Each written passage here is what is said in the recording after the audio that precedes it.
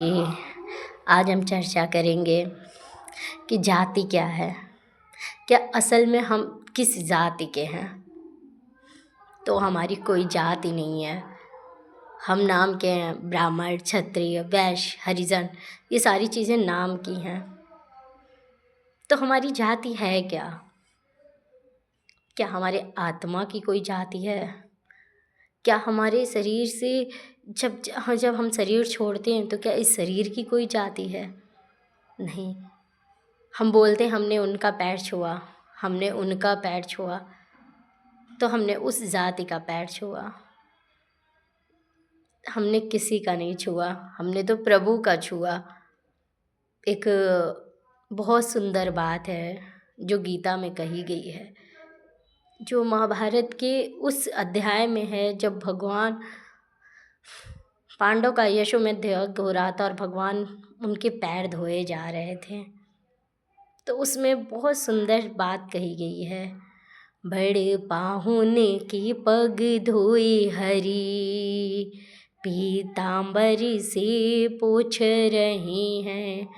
हरि शरण बच जो ऋषि मन में, हरि शरण जो बचे ऋषि मन में, ऋषि चरण वो पखार रहे हैं। नाथ है तीनों लोकन के जो, लोगन के वो दास बनी है। हरि उपकारी करे उपकार, तो पतझड़ भी मधुमास बनी है।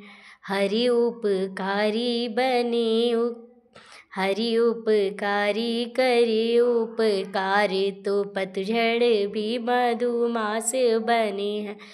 बड़ पाहुन के पग धोए हरि, कि जितने आ रहे हैं, भगवान से तो ऊंचा कोई नहीं है। स्वयं भगवान उनके पैर धो रहे हैं। उन्होंने ना जाति देखी ना पात देखा। जिस ऋषियों के मन में प्रभु के चरण कमल बसते हैं, जिस ऋषियों के मन में प्रभु के चरण कमल बसते हैं, प्रभु उन्हीं के चरण धो रहे हैं और अपनी पीताम्बरी जो उन्होंने ओढ़ रखी है उससे वो पोंछ रहे हैं, उससे वो पोंछ रहे हैं उन्हें। तो जब हरि कर सकते हैं तो हम क्यों नहीं?